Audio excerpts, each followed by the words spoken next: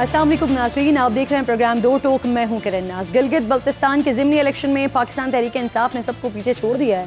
साबिक वज़ीर आला GB खालिद खुर्शीद की नाअहली से खाली होने वाली नशस्त GB 13 सोर पर अब तक के नताइज के मुताबिक उनके वालिद और PTI के उम्मीदवार मोहम्मद खुर्शीद तकरीबन 6000 वोट्स लेकर पहले नंबर पर हैं। नून लीग के उम्मीदवार हैं राना फरमान अली, जिन्होंने अभी तक 5000 से ज़ायद वोट हासिल किए और इसी तरह वो दूसरे नंबर पर हैं।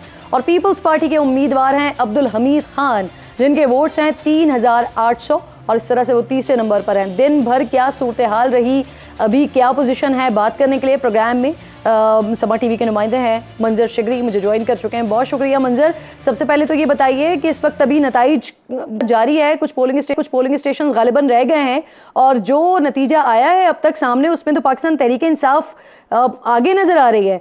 कितना रिजल्ट आ चुका है, कितना बाकी है और मुकम्मल नताइज कब तक आ जाएंगे? जी किरण, अभी तक जो गैर हतमी और गैर सरकारी नताइज के मुताबिक जो है टोटल जो 56 पोलिंग स्टेशन थे हल्के के, गिलगित बल्तिस्तान का ये हल्का 13 लगता है, स्टोर 1 होता है। इसके 56 के 56 हल्कों के अब तक के नताइज जो सामने आए उसमें 6219 वोट लेकर जो है मोहम्मद खुर्शीद खान, जो साबिक चीफ मिनिस्टर थे गिलगित बल्तिस्तान के खालिद खुर्शीद के वालिद, जस्टिस रिटायर्ड है, वो पहले नंबर पर है और वो उम्मीदवार थे पाकिस्तान तहरीक इंसाफ के। दूसरे नंबर पर राना फरमान है, जो 5225 जो है मुस्लिम लीग नून के उम्मीदवार थे। तीसरे नंबर अब्दुल हमीद खान थे, जो पीपल्स पार्टी के थे, वो 3000 से ज्यादा वोट लेकर तीसरे नंबर पर है। इसी तरह अब तक के जो नताइज आए उसके मुताबिक गैर हतमी और गैर सरकारी नताइज के मुताबिक जो है वो मोहम्मद खुर्शीद खान जो जस्टिस रिटायर्ड है वो कामयाब करार दिए जा चुके हैं। ठीक। अच्छा मंजर, अभी कुछ दिनों पहले इनफैक्ट एक नाखुशगवार वाक़या, एक अफसोसनाक वाक़या भी हुआ था गिलगित बल्तिस्तान में।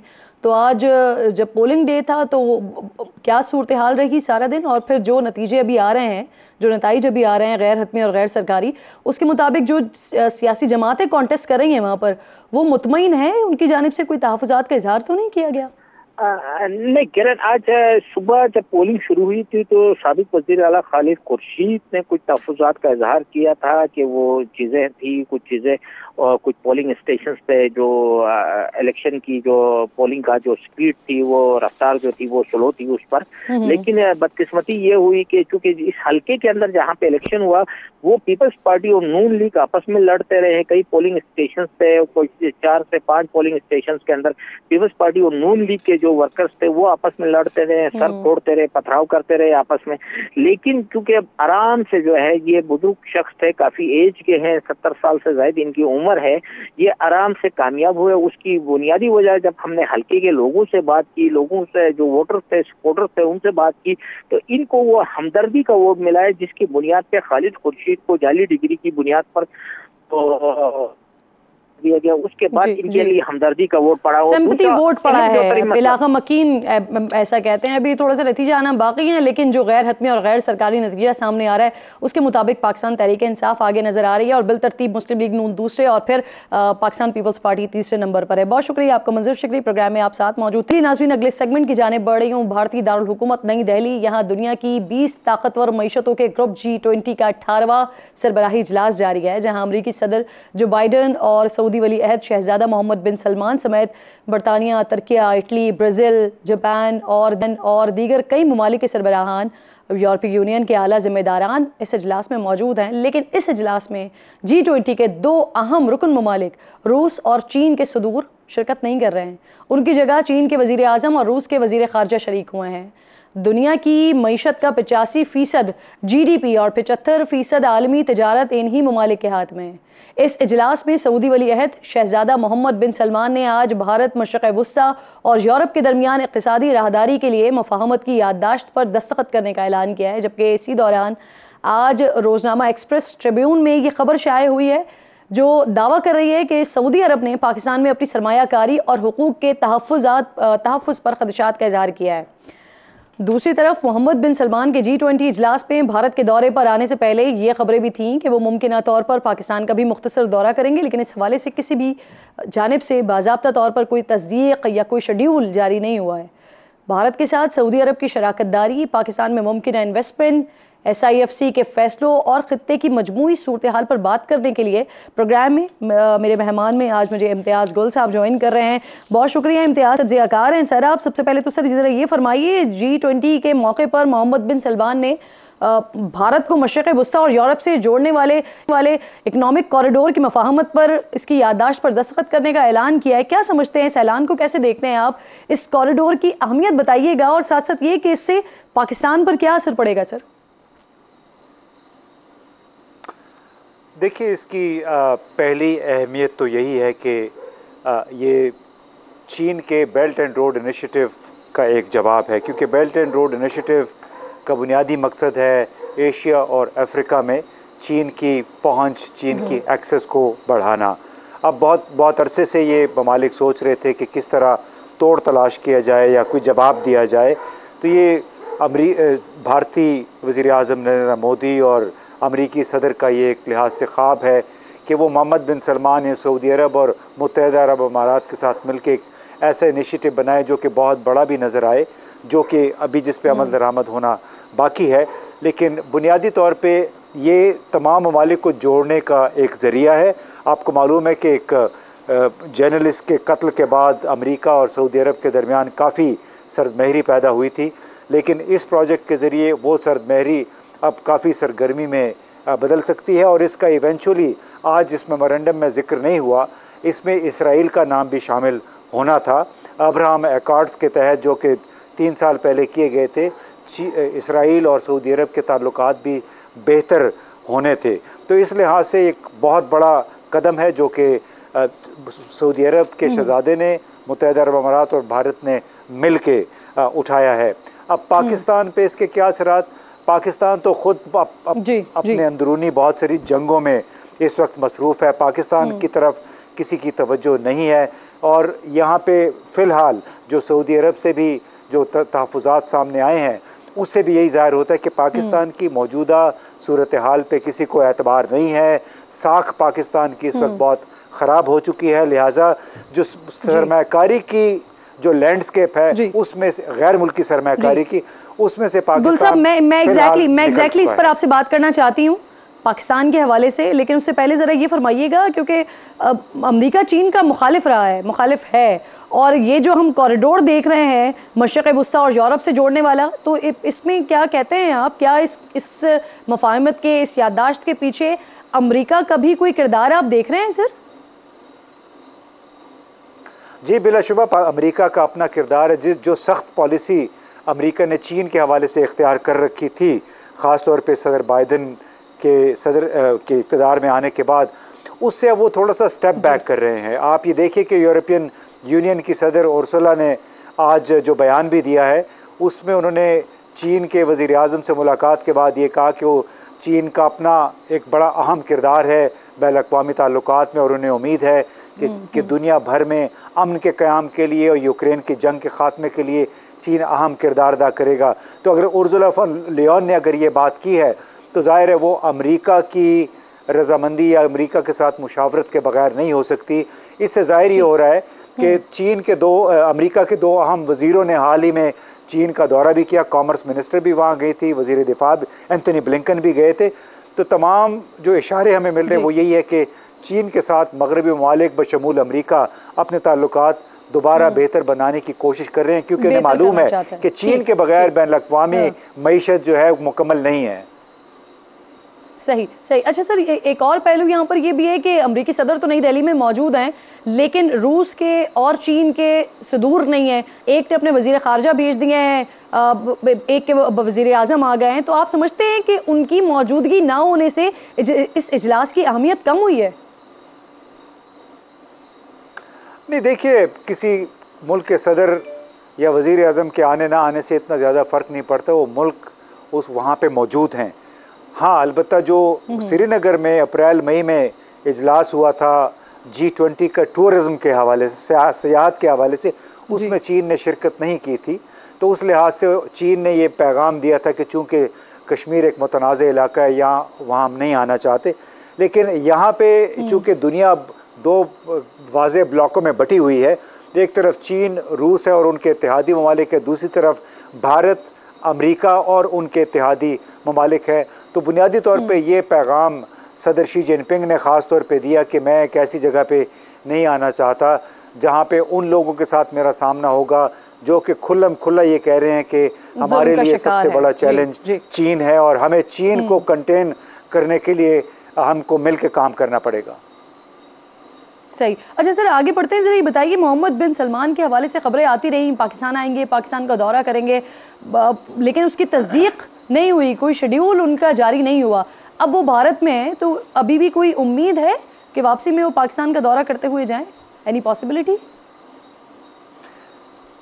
देखिए, पाकिस्तान के अपने जो हालात हैं गुज़िश्ता 20-25 बरसों से, आपको याद है कि अमरीकी सदर बिल क्लिंटन भी मार्च 2000 में सिर्फ 4.5 घंटे के लिए पाकिस्तान आए थे। अब अगर ये आ भी जाएं, हो सकता है खामोशी से आ जाएं 2-4 घंटे के लिए, लेकिन वो आना ना आने के बराबर है, इसलिए कि वो भारत आए हैं और भारत लगता है उन्होंने बस को कन्विंस किया मोहम्मद बिन सलमान को कि पाकिस्तान के हालात फ़िलहाल ऐसे नहीं हैं कि आप वहाँ का दौरा करें, क्योंकि पाकिस्तान से मैसेजिंग जो दुनिया भर में जा रही है वो है अदम इस्तेहकाम की। वो इस वक्त बड़े इदारे आपस में बाहम दस्तो गिरेबान हैं, चीफ जस्टिस साहब एक तरफ है, हुकूमत एक तरफ, जनरल हेडक्वार्टर दूसरी तरफ, तो उसमें कोई पावर सेंटर जो हैं बहुत मुनकसिम नज़र आते हैं। तो अब जो बाहर के लोग अगर पाकिस्तान आएंगे भी तो वो ये सोचेंगे कि हम बात किससे करें, फ़ौज के साथ करें, निगरान वज़ीर आज़म के साथ करें, एक साबिक़ा वज़ीर आज़म जेल में पड़ा हुआ है और मोहम्मद बिन सलमान के उसके साथ अच्छे ताल्लुकात थे, आपको ये भी पता है, जो कैदी नंबर 804 है इमरान खान।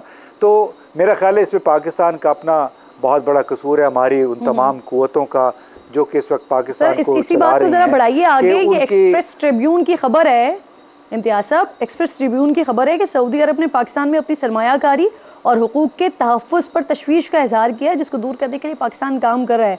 तो ये दौरा ना करने की वजह, ये बड़ी वजह हो सकती है वैसे? नहीं, मैं ये नहीं समझता कि सिर्फ इस वजह से दौरा मुलतवी हो सकता है। ये तो बड़ी छोटी सी बात है, लेकिन बड़ी बुनियादी बात है। जब आप बाहर से ममालिक को इनवाइट करते हैं सरमायाकारी के लिए, तो आपसे पहले ये पूछते हैं कि हमारा टैक्स 5 से 10 साल के लिए टैक्स रेट एक होगा या नहीं, टैक्स कंसेशन हमें क्या मिलेंगी। दूसरा सवाल वो ये पूछते हैं कि जब हम पैसे यहाँ से कमाएंगे तो क्या हम वो मुल्क से बाहर ले जा सकते हैं या नहीं। तो पाकिस्तान के पास इस वक्त जो सूरत हाल है, जितनी पाबंदियाँ लगी हुई हैं यहाँ से डॉलर के बाहर जाने पे, चूँकि पाकिस्तान के पास डॉलर की कमी है, तो स्टेट बैंक ऑफ पाकिस्तान के पास इसका जवाब नहीं है। जब तक अगर जवाब नहीं होगा उस वक्त तक बैरूनी सरमाया पाकिस्तान नहीं आएगा। और तो ये एक इब्तदाई बड़ी बुनियादी सी बात होती है जिसकी बुनियाद पे बैरूनी सरमायाकार किसी मुल्क का रुख करते हैं। उनके लिए और बहुत सारी ऑप्शंस हैं। एक ऐसा मुल्क जहाँ पे आपको पता नहीं कि इलेक्शन होने हैं कि नहीं, 2 महीने बाद होंगे, 3 महीने बाद होंगे, वहाँ क्यों कोई आएगा अपना सरमाया लगाएगा। सही। सर मुझे ये बताइए, क्योंकि हम ये उम्मीद करते हैं ना कि जल्द सऊदी अरब, चीन, यूएई ये पाकिस्तान में इन्वेस्टमेंट करेगा, बड़ी सरमायाकारी करेगा, तो इस वक्त आपको लगता है कि ये उम्मीद है और ये जल्द हो जाएगा?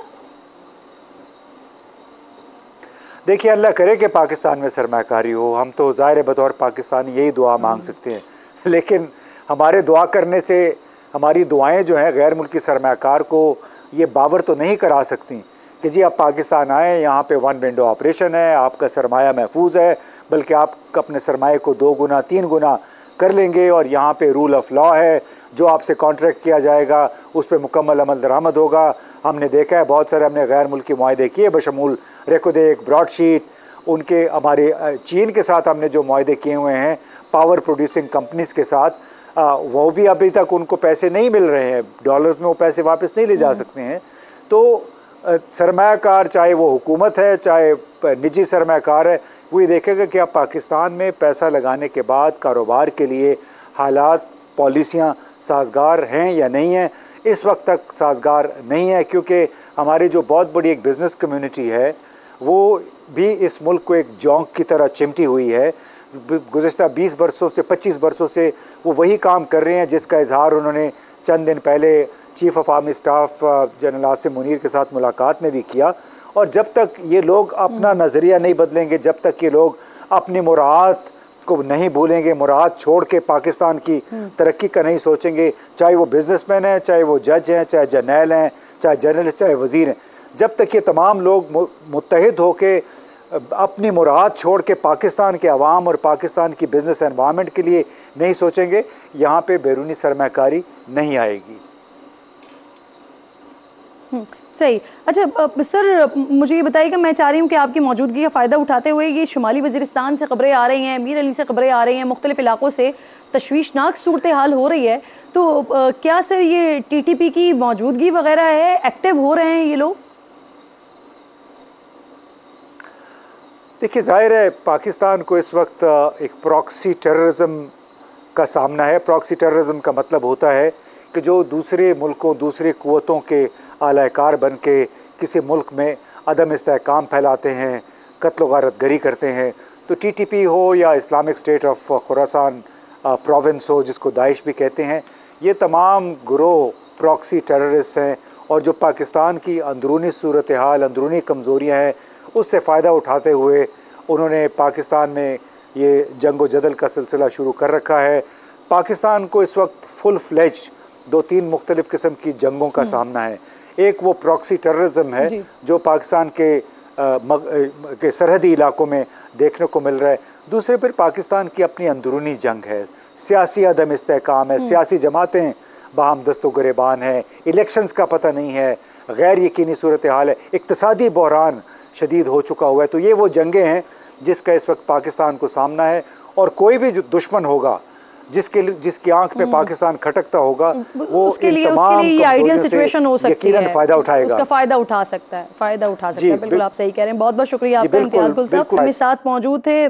दूसरी तरफ जो आप बहरान की बात कर रहे हैं, सियासी बहरान भी, और अब जब इत्तेहाद ख़त्म हुआ है, हुकूमतें ख़त्म हुई हैं, तो फिर उसके बाद हुआ ये कि जो इत्तेहाद था वो एक दूसरे के ख़िलाफ़ बाकायदा तौर पर खुलकर अब बयानबाजी हो रही है। मौलाना फजल रहमान साहब, आसिफ अली जरदारी साहब, और यहाँ तक हो रहा है कि आसिफ अली जरदारी साहब की बात से डिनाई कर रहे हैं बिलावल भुट्टो जरदारी साहब, और वो ये कह रहे हैं कि उनके वालिद से ही सवाल पूछा जाए क्योंकि वो सिर्फ घर में उनकी बात सुनने के पाबंद है। तो ये सारी चीज़ें क्यों हो रही हैं, और मौलाना साहब की जमात और जरदारी साहब ये आपस में बड़ा फ्रंट फुट पर आकर एक दूसरे के खिलाफ खेल रहे हैं, इस पर बात करने के लिए हाफिज हमदुल्ला साहब रहनुमा है JUIFA के, मुझे ज्वाइन कर चुके हैं। बहुत बहुत शुक्रिया हाफिज साहब।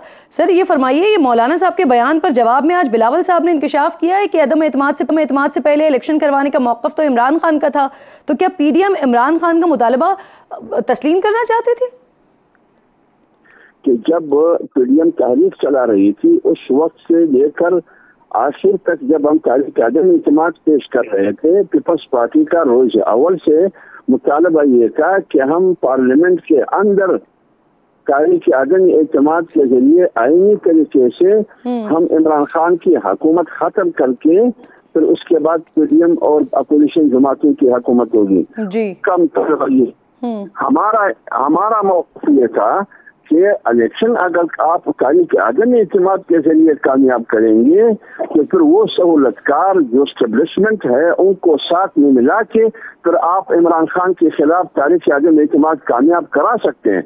तो PDM का और रोज अव्वल से मौक़िफ़ यही रहा है, जिसमें पीपल्स पार्टी और MP शामिल थे।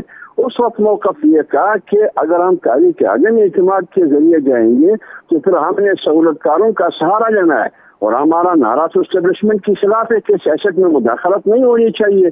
फिर तो तारीख अदम इत्तेमाद की तरफ जाना ये तो एस्टेब्लिशमेंट को सियासत में मुदाखलत की दावत देने की मुतरादिफ है, क्योंकि उसकी सहूलत के बगैर तो तारीख अदम इत्तेमाद कामयाब ही नहीं हो सकती। ये था PDM का मौक़िफ़। तो फर्स्ट पार्टी कहती रही कि नहीं, तारीख अदम इत्तेमाद की तरफ जाना है।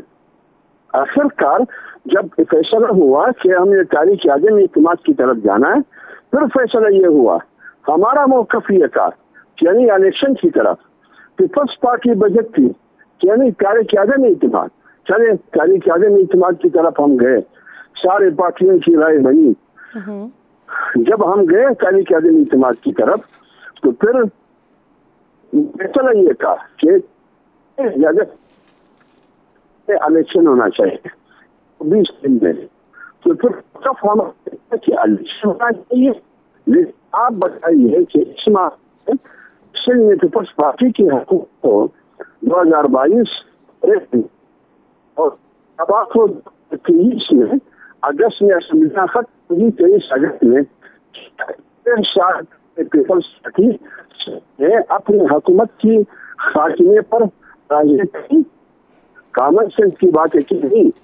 तो अब्दुल्ला साहब आप बड़ी इंटरेस्टिंग बात कर रहे हैं सर, इसमें ये आम नुक्ता है। आप कह रहे हैं पीडीएम ये चाहती थी कि इलेक्शंस हो अदम एतमाद से पहले, लेकिन पाकिस्तान पीपल्स पार्टी इस बात पर बजिद थी कि अदम एतमाद लाई जाए, लेकिन साथ साथ आप ये भी कह रहे हैं कि फिर आपने कहा कि मौकफ ये था कि एस्टेब्लिशमेंट की मदद के बगैर तहरीक अदम एतमाद कामयाब नहीं हो सकती। तो सर फिर हमने देखा कि तहरीक अदम एतमाद कामयाब भी हो गई, तो क्या कोई यकीन दहानी वगैरह हुई थी फिर आपको? नहीं, ऐसी बात नहीं है। बिल्कुल एस्टेब्लिशमेंट की सपोर्ट बिल्कुल हासिल नहीं थी पीडीएम को। पीडीएम की तारीख आदम इत्तेमाद को, ये इब्तिदाई मरहले की बात है जो मैं कह रहा हूँ कि इब्तिदाई मरहले में जब एएनपी और पीपल्स पार्टी पीडीएम में थी, ये उस वक्त की बात है कि तारीख आदम इत्तेमाद के अलावा हमारे पास कोई और रास्ता नहीं है। तो हमने कहा कि तारीख आदम इत्तेमाद एस्टेब्लिशमेंट की सपोर्ट के बगैर कैसे कामयाब हो सकती है। आखिर लास्ट में जब तारीख आदम इत्तेमाद की बातें शुरू हुई तो फिर आपने दीगर पार्टियों से, सबसे पहले दीगर पार्टियों से मुलाकातें शुरू हो गई, जिसमें एमटीएम, काप लीग, बाप पार्टी, इंफरादी जो पार्टियां थी जैसे नवाब अकबर खान बुख्ती का, शाहजैन बुख्ती वगैरह वगैरह।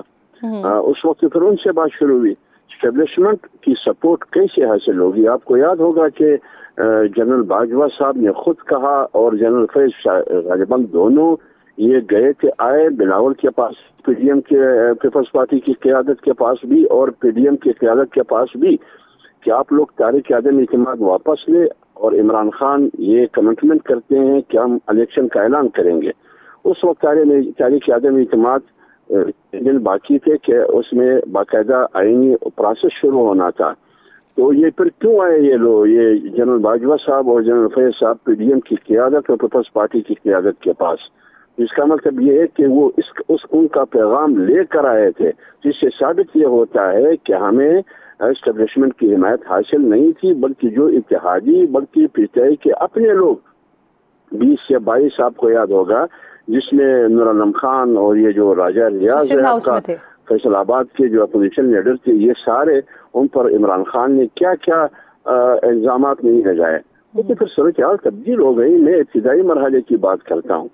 इसलिए जब हम हुकूमत में गए, पीडीएम हुकूमत में गई पीपल्स पार्टी समेत, फिर फैसला ये था कि हमने ज्यादा से ज्यादा 4 महीने हुकूमत में रहना है, कुछ आईनी इस्लाहात करनी है, इंतखाबी इस्लाहात करनी है, और नीयत के हवाले से कुछ कानून साजी होगी, फिर हमने इलेक्शन में जाना तो फिर सर सवाल फिर वही बन जाता है ना कि जब आप लोग चाहते थे कि इलेक्शन होने, तो फिर अदम एतमाद लाई गई, वो कामयाब करवाई गई, वो किसकी फरमाइश पे हुई? मैं आपसे बात करती हूँ, एक छोटा सा ब्रेक लीजिए नाज़रीन, ब्रेक के बाद वापस आते हैं।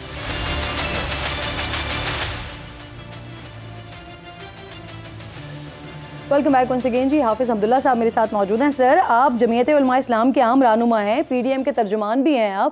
आप इस बात को तो एटलीस्ट कंफर्म कर सकते हैं ना कि जब पीडीएम के पास ऑफर आ गई कि इमरान खान की तरफ से इलेक्शन में जाना चाहते हैं वो, तो फिर ये जो अदम एतमाद लाई गई और ये कामयाब हुई, ये क्या सिर्फ पाकिस्तान पीपल्स पार्टी की ख्वाहिश पर या उनकी जिद पर ये हुआ है सर? नहीं, नो नहीं। उस वक्त तो तारीख आदम इत्तेमाद लास्ट स्टेज पे था ना, वो तो हम वहां तक पहुंचे थे। अब हम कैसे आदम इत्तेमाद वापस ले सकते थे? फिर तो पूरी पीडीएम की क़यादत, पीपल्स पार्टी, वो तो लास्ट की बात मैं करता हूँ, बिल्कुल फाइनल स्टेज था में, तो उस वक्त हम कैसे वापस ले सकते थे तारीख आदम इत्तेमाद? फिर तो तारीख आदम इत्तेमाद से पहले ही कामयाब हो चुका था, क्योंकि 22 से 20 लोग उनके अपने अराकीन असेंबली जा चुके थे और जो इत्तेहादी थे वो हमारे साथ थे। तारीख आदम इत्तेमाद कामयाब हो चुका था। पीडीएम का फैसला ये था कि हुकूमत में जाएंगे, फौरन इलेक्शन में फिर जाएंगे। सही। अच्छा ये बताएं, आपको फरवरी 2024 इलेक्शंस होते हुए नजर आ रहे हैं?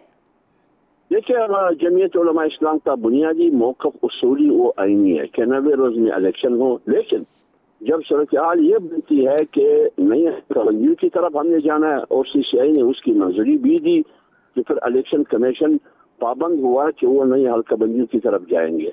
अब नई हल्का बंदी जितना भी जल्द मुमकिन हो सके वो जल्द करें, और फरवरी का जो लाइन दिया गया, डेडलाइन के फरवरी में इलेक्शन होगा, हम कहते हैं कि फरवरी से आगे नहीं जाना चाहिए। अच्छा अब्दुल्ला साहब, ये इलेक्शंस के हवाले से ना आसिफ अली जरदारी और उनके साहबजादे बिलावल भुट्टो साहब के बयानात में तजाद है, कमेंट करना चाहेंगे इस पर आप?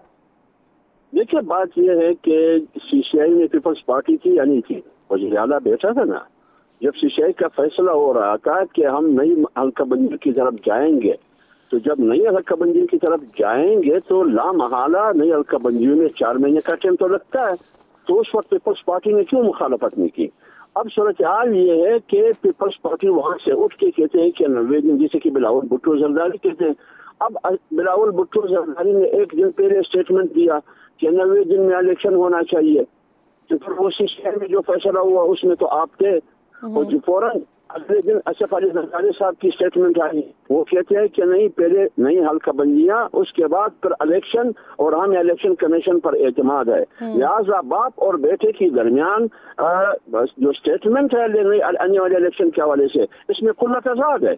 और बिलावल कहते हैं कि ये इजलास असफ अली जरदारी साहब जिनकी सेंट्रल एग्जीक्यूटिव पीपल्स पार्टी का इजलास है, ये जरदारी साहब की सदारत में हुई।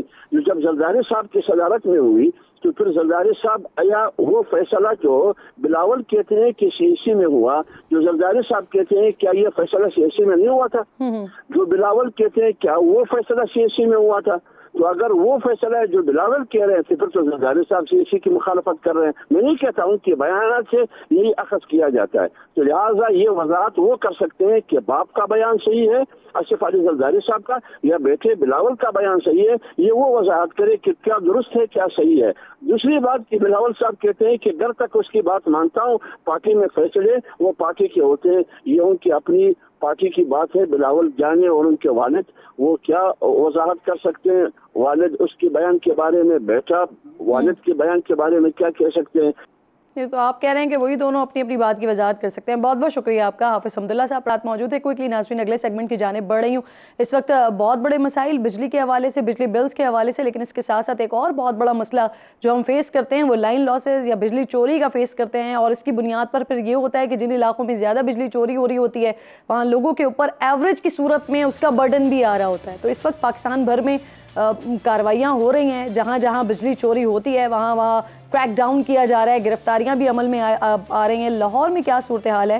मेरे साथ हाफिज नोमान साहब मौजूद हैं लेस्को से। बहुत बहुत शुक्रिया हाफिज नोमान साहब। सर सबसे पहले तो ये फरमाइए कि पंजाब में बिजली चोरी के खिलाफ बड़ी कार्रवाई जारी है। अब तक आपने जितनी भी कार्रवाइयाँ की हैं उससे क्या पता चला है कि लाहौर में जो बिजली चोरी हो रही है वो कितनी चोरी हो रही है रोज़ाना की बुनियाद पर, और जो चोरी करने वालों के खिलाफ कोई कार्रवाइयाँ हुई हैं अभी तक? सर जी बिस्मिल्लाहिर्रहमानिर्रहीम। मैं बहुत मशकूर हूँ आपका, बड़े अहम मौजू के ऊपर आपने आज इनवाइट किया है। ये अगर आप पूरे पाकिस्तान के तमाम डिस्कोस का कंपैरिजन करें तो अल्हम्दुलिल्लाह जो लेस्को है ये एक ऐसा इदारा है कि जिसमें जो थेफ्ट का जो एलिमेंट है वो सबसे ज़्यादा कम है।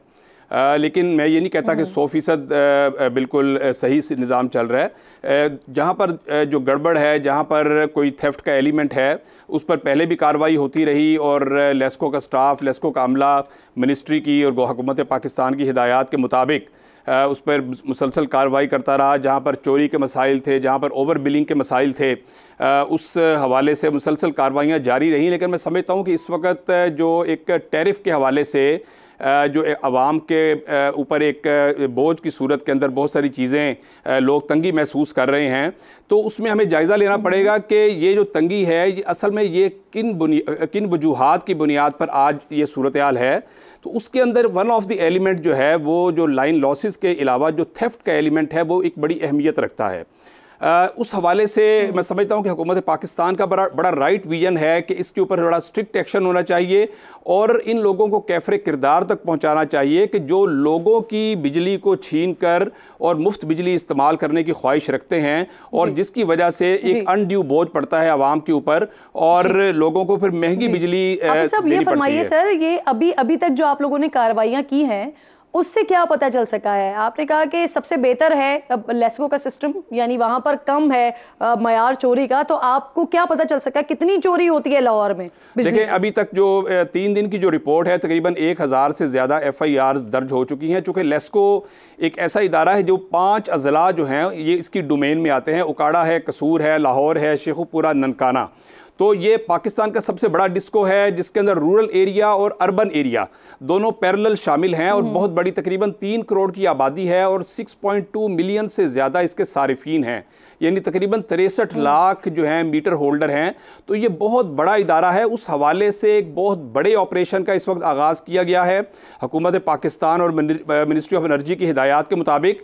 तो इस वक्त तक जो 1000 के करीब आप कह रहे हैं कि FIR दर्ज हुई हैं, तो एक अंदाजे के मुताबिक सर मोटा मोटा जरा आप मुझे बता सकते हैं कितने हजार कितने करोड़ की बिजली चोरी हो रही थी लाहौर में? देखिए इस वक्त अभी मैं आपको बताऊं, ये ऑपरेशन जारी है, ये कार्रवाइयां जारी हैं। इस वक्त तक जो तकरीबन 35,47,000 यानी तकरीबन 35.5 लाख जो यूनिट्स हैं वो चार्ज किए गए हैं उन लोगों को जो कि बिजली चोरी के अंदर मुलव्वस पाए गए हैं, और जो उनसे रिकवरी की जाएगी तकरीबन 15 करोड़ 22 लाख रुपए की रिकवरी उनसे ड्यू है, जिसमें से तकरीबन 5.6 मिलियन की रिकवरी कर ली गई है। लेकिन जाहिर है कि रिकवरी का प्रोसेस जो है it will take some time. 15 crore की रिकवरी की जाएगी सर, तो यानी 15 करोड़ की बिजली चोरी हुई है जिसकी रिकवरी की जाएगी, ये कह रहे हैं? अभी तक जो FIRs की दरखास्त दी गई है, जो हुकूमत अपना IG पंजाब को और जो मुख्तलिफ थानों के अंदर जो FIRs की दरखास्त दी गई हैं वो तकरीबन मोर देन 1000 है। जो FIRs का इंदराज हुआ है वो तकरीबन 700 के करीब FIRs का इंदराज हो चुका हुआ है। कुछ गिरफ्तारियां भी अमल में आई हैं और इसमें अक्रॉस द बोर्ड जो है वो ऑपरेशन किया जा रहा है। इसमें कोई बड़ा या कोई छोटे के हवाले से कोई इसमें 0% जो टॉलरेंस है।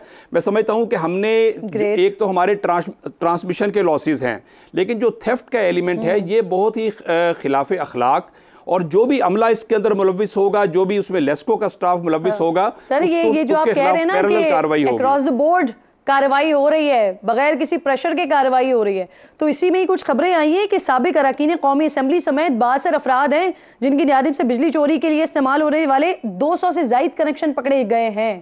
जी एग्जैक्टली जी बिल्कुल ऐसा हुआ है, और वो मेरा ख्याल है कि कुछ नाम मीडिया के ऊपर आ भी चुके हैं ऑलरेडी, और हमने किसी को बिला वजह हमने किसी की पगड़ी नहीं उछालनी, हमने खुदा न खास्ता किसी को डिसग्रेस नहीं करना, ना भी करना चाहिए। जो जेन्युइन होगा, जिसके डेरे से बिजली चोरी पकड़ी जाएगी उसका नाम अखबारात में भी आएगा। आप कंफर्म कर सकते हैं सर? जी उसमें वही कोई 2-3 नाम अपना मेरे अब ज़हन में नहीं है। एक कोई कोई साबिक MN भी हैं, शायद उनका भी आया है, कोई साबिक नाजिम है, इस तरह कोई 1-2 नाम सामने आए हैं। लेकिन मैं आपको बताऊं कि ये मीडिया पे ऑलरेडी आ चुके हैं। तो इस हवाले से लेस्को का एक बड़ा एक विजन है कि लेस्को ने, आपने देखा कि पिछले 8 महीनों में, बता दें किन जमातों से ताल्लुक रखने वाले लोग हैं ये मेरे इलम में नहीं है, मेरे इलम में नहीं है, और ना मैं इसको मुनासिब समझता हूं कि इस हवाले से कुछ सियासी बात मैं आज ज़्यादा इसलिए करना नहीं चाह रहा कि आज हम सिर्फ टेक्निकल बात ये करेंगे कि इतना प्रेस्टीजियस इदारा जिसका 24 घंटे लोगों से कनेक्शन है, और इसकी कनेक्टिविटी ये है कि जिसने एक बल्ब भी जलाना होता है उसको लेस्को के साथ वास्ता पड़ता है। तो इस इदारे को एक अवाम दोस्त इदारा बनाने के हवाले से आपने देखा कि हमने पिछले 8 माह के अंदर हज़ार लोगों के मसाइल खुली कचहरियों के ज़रिए हल किए। हमने तकरीबन लाहौर में 6 लाख मीटर्स, हमने जो डिफेक्टिव मीटर थे और नए 6 लाख की तादाद में उनको तब्दील करके एक रिकॉर्ड कायम किया है लेस्को की तारीख में। तकरीबन 3000 से ज़्यादा ट्रांसफार्मर्स हमने ऐड किए हैं सिस्टम के अंदर, और जो डैमेज ट्रांसफार्मर थे उनको रिप्लेस किया है, और हमने कोशिश की है कि इंफ्रास्ट्रक्चर के ऊपर। सर आप कह रहे हैं मैं सियासी बात नहीं करना चाहता, हालांकि यही वो सियासतदान होते हैं जो आवाम के लिए पॉलिसीज बनाते हैं। अगर कहीं बिजली चोरी हो रही है, अगर कहीं ये लाइन लॉसेस के इश्यूज आ जाते हैं, तो फिर हमारे ऊपर जो बिल्स डाले जाते हैं वो इन्हीं सियासतदानों की तरफ से डाले जाते हैं। अगर उनकी तरफ से चोरी की जा रही है तो फिर तो आपको बैठ के बताना चाहिए। बात ये है, कौन लोग हैं। बिल्कुल मैं समझता हूं कि जो गंदी मछलियां जो होती हैं वो तो हर तबके के अंदर हैं, और इसको असल चीज़ ये है कि अक्रॉस द बोर्ड ये होना चाहिए। ये नहीं कि हम एक छोटे सारिफ को पकड़ लें और बड़े सारिफ को छोड़ दें। इसमें अगर कोई रेडी वाला आएगा तो उसको भी पकड़ा जाएगा, इसमें कोई इंडस्ट्रियलिस्ट आएगा तो उसको भी पकड़ा जाएगा, और इसमें किसी से टॉलरेंस इस हवाले से नहीं की जाएगी। मैं समझता हूँ कि टाइम है प्रॉपरली कि हम अपने इदारों को रिफ़ाइन करें, अपने इदारों को दोबारा स्टैंड करें और अखलाकी बुलंदियों के ऊपर लेकर जाएँ। और ये अब हम पाकिस्तान की मईशत, पाकिस्तान का मुआशरा जो है अब मज़ीद किसी टॉलरेंस का इस हवाले से मुतहम्मिल नहीं हो सकता। तो मैं समझता हूं कि लेस्को ने इस हवाले से अभी जब ये बिजली के बिल्स आए ना ठीक ठाक, तो लोगों के इनफैक्ट ये तजावीज़ भी वज़ीर आज़म साहब के पास गई थी कि भाई ये जो मुफ्त बिजली मिल रही होती है अफसरान को, मुलाजमीन को, वो ख़त्म करें। क्योंकि अगर एक रेडी वाला अपना बिजली का बिल बेचारा उसका 15,000 भी बिजली का बिल आ जाए तो वो पे कर रहा होता है, तो ये अफसरान भी कर सकते हैं, ये मुलाजमीन भी कर सकते हैं। तो आप नहीं समझते कि ये वंस फॉर ऑल पर ये सबके लिए ये मुफ्त बिजली वाला सिस्टम भी खत्म होना चाहिए? ये बिल्कुल सही बात आप कह रही हैं, लेकिन असल चीज़ ये है कि जो मुलाजमीन या लेस्को, सर आपको कितने यूनिट्स मिलते हैं? नहीं, मुझे तो अल्हम्दुलिल्लाह कोई मराहत ऐसी नहीं है। तो हम तो एक जो बोर्ड के चेयरमैन का जो एक ओहदा होता है वो ऑनरेरी, ये सारे जो बोर्ड ऑफ डायरेक्टर ऑनरेरी तौर पे काम करता है और ना कोई ऐसी सैलरी होती है। लेकिन मैं आपको बताना चाह रहा हूँ कि अगर ये लेस्को के मुलाजमीन को कोई बिजली के यूनिट फ्री मिलते हैं या मुख्तलिफ इदारों के, तो वो असल में उनके पैकेज का हिस्सा होते हैं। अब ये हुकूमत पाकिस्तान का फैसला है कि अगर वो माइनस करना चाहते हैं तो अल्टीमेटली हमने अगर एक एम्प्लॉय के साथ एक एग्रीमेंट किया हुआ है तो एग्रीमेंट से बियॉन्ड तो हम जा नहीं सकते। लेकिन ये हुकूमत पाकिस्तान का फैसला होगा कि अगर बिलफर्ज वो पैकेज का हिस्सा था तो उसने कहीं और से कॉम्पनसेट तो होना है। तो मैं समझता हूं कि इसमें यानी ये बिल्कुल अगर खुदा न खास्ता कोई अपने पैकेज के अलावा फ्री इलेक्ट्रिसिटी इंजॉय कर रहा है, वो बिल्कुल खिलाफ कानून है। और सर उसको प्राइवेट सेक्टर्स में अगर इदारे नहीं चल रहे होते तो पैकेजेस रिवाइज कर दिए जाते हैं। ये तो हुकूमत पाकिस्तान है सर, अगर मुल्क के हालात इतने ज्यादा नाजुक मोड़ पर हैं तो रिवाइज किया जा सकता है, करना कोई चाहिए। ऐसी बड़ी बात नहीं है। आप मुझे बताइए सर, ये जो बिजली चोरी में मुलव्वस लेस्को के मुलाजमीन के हवाले से भी कुछ खबरें आई, कुछ अफसरान के खिलाफ हवाले से भी खबरें आई, उनके खिलाफ भी कार्रवाई की जा रही है वैसे? जी, मैं आपको बताऊं कि लेस्को वाहिद इदारा है पूरे पाकिस्तान के डिस्कोर्स में कि जिसमें मैं आपको पिछले 5 महीने का अगर डेटा आप दे दूं तो ओवर बिलिंग और थेफ्ट के इल्ज़ाम के ऊपर हमने एससी लेवल तक के लोगों को न सिर्फ सस्पेंड किया बल्कि टर्मिनेट किया है। एससी लेवल जो सुपरिटेंडिंग इंजीनियर होते हैं, और इसके अलावा एक्सीएंस के खिलाफ एक्शन हुआ है, एसडीओस के खिलाफ हुआ है, लाइन मैन लाइन सुपरिटेंडेंट्स के खिलाफ हुआ है। और ये एक्शन पहले भी चल रहा था लेस्को के अंदर, लेकिन अब इसको हमने स्पेशल जो है वो टारगेट किया हुआ और फोकस किया हुआ है कि अगर कोई कनाइवेंस पाई जाती है, कोई मिली भगत पाई जाती है, अगर लेस्को का अमला कोई मुलव्विस होगा तो उनकी जो सज़ा है वो एक आम जो सारिफ जो चोरी कर रहा है उससे भी ज़्यादा होनी चाहिए। क्योंकि जाहिर है उसी की आशीर्वाद के ऊपर उसको हिम्मत हुई है कि आप एक तरफ तो आप चोरी करवा रहे हैं, दूसरी तरफ उस लॉस को देखें, दूसरी तरफ उस लॉस को बताइए। जी मैं कह रहा था कि एक तरफ तो आप चोरी कर रहे होते हैं। जी सर, ये बिजली के जायद बिल्स पर आवाम को कोई रिलीफ देने का प्लान है? नहीं, बिजली के देखें, ये हुकूमत पाकिस्तान का फैसला है कि जो बिजली के जो बिल्स हैं इसके ऊपर अगर रिलीफ दिया जा सकता है, वो फिर उसमें कैटेगराइजेशन करनी पड़ेगी हुकूमत पाकिस्तान को। उसमें मिनिस्ट्री वर्क कर रही है मैं समझता हूँ, और हुकूमत पाकिस्तान तो चाहती है कि लोगों को फौरी रिलीफ दिया जाए इंशाल्लाह ताला, चूँकि ये लिंक्ड है पेट्रोलियम प्राइसेस के साथ, फ्यूल प्राइसेस के साथ लिंक्ड है। और आपने जो IPPs को पेमेंट करनी होती है, आपके सर्कुलर डेट के मसाइल हैं। और हमारा अलमिया ये है कि हमने अपना इंफ्रास्ट्रक्चर पर इन्वेस्ट करने के बजाय हमारी सारी जो रेवेन्यू होता है वो हमारा IPPs को चला जाता है और हमारा सर्कुलर डेट में चला जाता है। हम अपने इंफ्रास्ट्रक्चर के ऊपर जहां से लोगों को सहूलत मिलनी है वो इन्वेस्ट हम नहीं कर पाते। तो मैं समझता हूं कि हुकूमत पाकिस्तान बड़ी तंदही के साथ इस पे काम कर रही है। पैकेज लाजमी आएगा और ऐसे लोगों के लिए आएगा जो कि महरूम तबका है और जो बहुत थोड़ी बिजली इस्तेमाल करता है। कोशिश की जाएगी कि उनको रिलीफ दिया जाए। जी, जो आप बात कर रहे हैं सर, फिर उसका नतीजा ये होता है कि जब आप अपनी मेंटेनेंस के ऊपर काम नहीं कर पाते। तो अभी मैं खबरें देख रही थी, आधा कराची जो है इस वक्त डूबा हुआ है अंधेरे में क्योंकि फीडर्स वहां पर ट्रैप कर गए हैं। बहुत बहुत शुक्रिया आपका। चेयरमैन लेस साथ मौजूद थे, हम गुफ्तगू कर रहे थे बिजली चोरी के हवाले से जो कार्रवाइयाँ की जा रही हैं और अब तक तकरीबन 15 करोड़ की रिकवरी है जो करनी है उसके बारे में बता रहे थे। आपका बेहद शुक्रिया। प्रोग्राम में आगे बढ़ते हैं नाज़रीन। ज़मीन के एक टुकड़े की चाहत ने किसी की पूरी दुनिया उजाड़ डाली है। आज मुमलिकत खुदादाद के दारुल हुकूमत में ऐसा दिल दहला देने वाला वाक़या पेश आया है जिसने आंखों को पथरा दिया है, सर को चकरा दिया है, चंद लम्हात के लिए दिमाग को बंद कर दिया है, दिल को खून के आंसू रुला दिया है। सेक्टर I-11 में सुपर स्टोर के करीब फायरिंग से मियाँ बीवी जा बहक हो गए। वाक़े में 2 साला बच्चा मौजिज़ाना तौर पर महफूज रहा।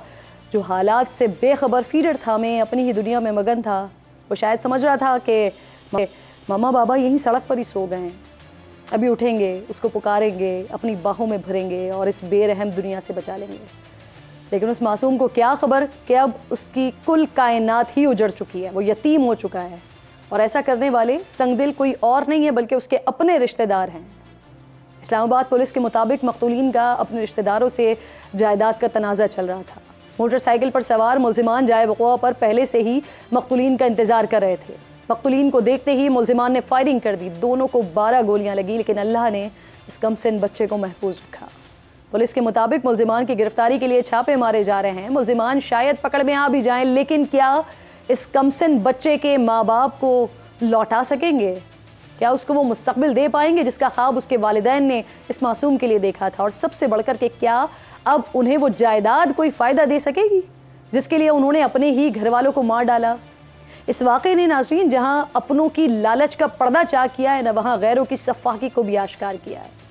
इन 2 लाशों के करीब कई जिंदा लाशें भी खड़े थे जो कैमराज में सब रिकॉर्ड कर रहे थे, पर शायद वो ये भूल गए थे कि एक कैमरा ऊपर वाले का भी तो है जिसमें सब कुछ रिकॉर्ड हो रहा है, और वो ज़रूर इनसे पूछेगा कि इस सब के दौरान तुमने क्या किया, क्यों उस बच्चे का हाथ नहीं थामा, क्यों तुम्हारे सीने में दिल नहीं था, क्या वो तुम्हारे बच्चों की तरह नहीं थे?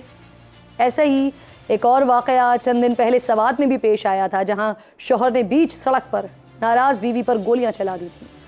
फायरिंग में खातून का 5 साला बच्चा मौजज़ाना तौर पर महफूज रहा। माँ को खून में लथपथ देखकर बच्चा रोता रहा, अपनी माँ को अस्पताल ले जाने के लिए फरियाद करता रहा, चीख चीख कर लोगों को मदद के लिए पुकारता रहा, लेकिन कोई मदद के लिए आगे नहीं बढ़ा। उस दिन भी बेहिस लोग ऐसे ही सब कुछ कैमरास में महफूज करते रहे। वाक़े के बाद पुलिस ने मुलजिम को गिरफ्तार किया, अलह कत्ल भी बरामद किया। मुलजिम ने अपने जुर्म का एतराफ़ भी किया, लेकिन क्या एतराफ़ उस कमसिन की माँ को लौटा सकेगा? हमें सोचना होगा कि बहैसियत माशरा हम जा कर रहे हैं। हम गुस्से में, लालच में अंधे हो चुके हैं। अपनों की जान लेने से भी हम दरेग नहीं करते हैं। ये इंतहाई अफसोसनाक वाक़या जो कि रोनुमा हुआ है इस्लामाबाद की हुदूद में। प्रोग्राम का वक्त भी ख़त्म हो गया है। इंशाअल्लाह नाज़रीन से मुलाकात होगी कल। अपना और अपने मुल्क का ख़ास ख्याल रखिए, अपने प्यारों का ख़ास ख्याल रखिए। अल्लाह निगहबान।